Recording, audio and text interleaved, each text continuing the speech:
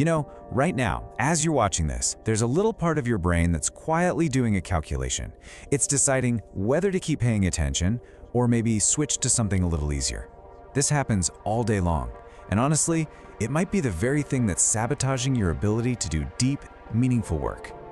But what if you could actually flip that switch? What if you could make discipline feel just as good as scrolling? Well, that's not just some motivational talk, that's neuroscience. I mean, it's the question, right? We've all been there.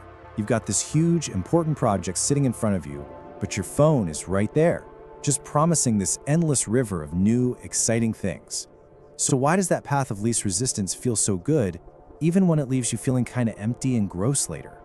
Well, the answer isn't that you're lazy or undisciplined. The truth is actually a lot more biological.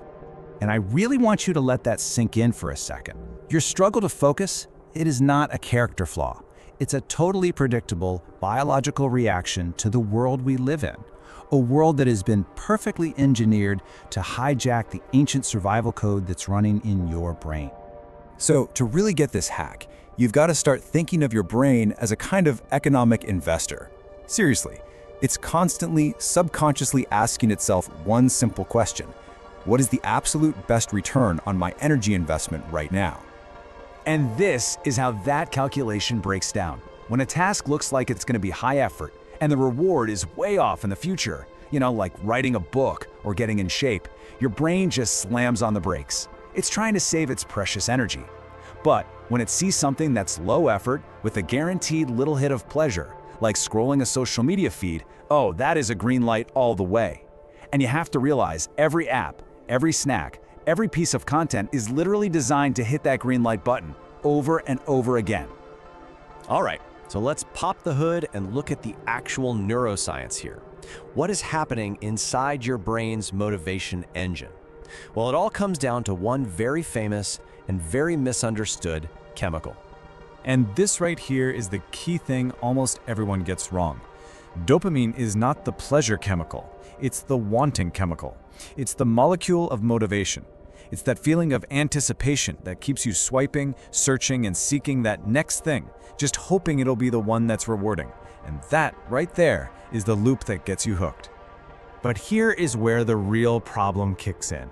When your brain gets way too many of these easy, artificial dopamine hits, it has to protect itself. It's just getting overstimulated. So it starts a process called downregulation.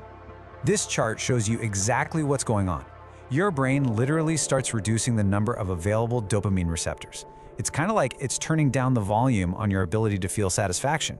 And now you need more and more stimulation just to feel that same level of interest you used to. Suddenly, a book feels boring. A workout feels impossible. Normal life just can't compete anymore. So the most important point is this. This is not a moral failing on your part.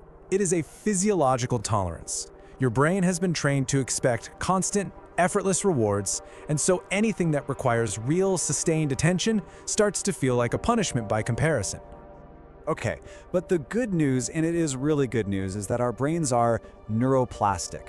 What can be wired can be rewired. And that brings us to the solution. We have to hit the reset button. We have to do what's called a dopamine detox. And it's not about getting rid of dopamine entirely, not at all. It's about recalibrating our system so we can feel good from normal things again. Now, a heads up, when you first start this process, you need to expect something.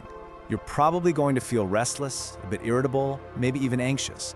And this is the point where most people quit because they think something's wrong. But that discomfort, that feeling of withdrawal, is actually the #1 sign that the process is working. This is so important to understand. That restless feeling, that's your brain being forced to adjust. It's literally reorganizing its own wiring. The key is just knowing that this phase is temporary. So many people give up right before the big breakthrough. You've got to push through it. So, here's a super practical plan. First step, identify your main target. The one thing that gives you the most stimulation for the least amount of effort. For a lot of us, let's be honest, it's our phone.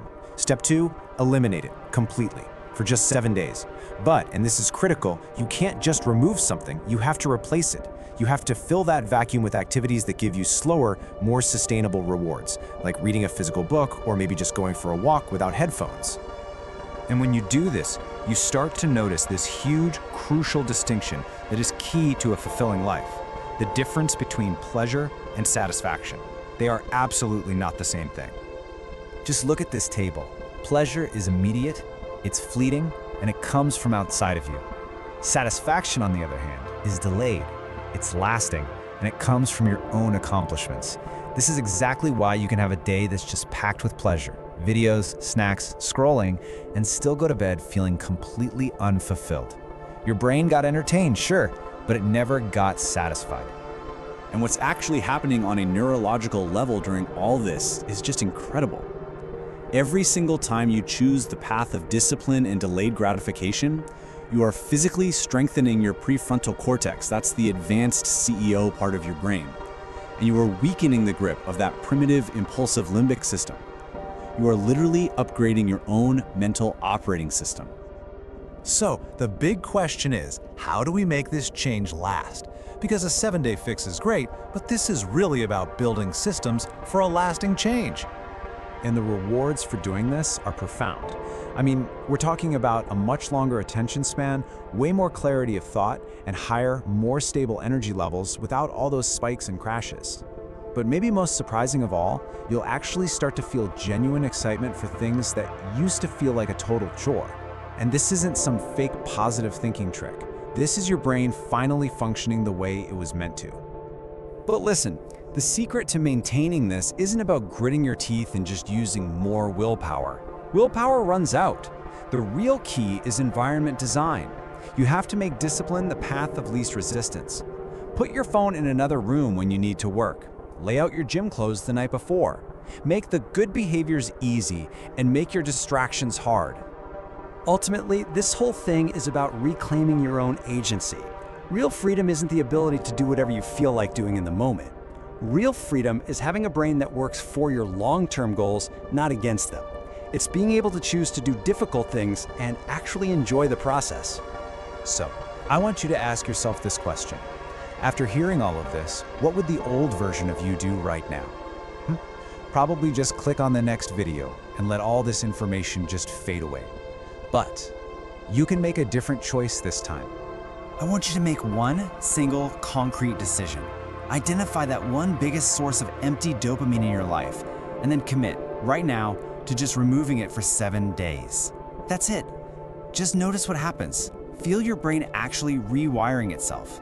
Because on the other side of that temporary discomfort is a permanent transformation. And trust me, the version of you who does hard things and loves doing them is waiting there for you.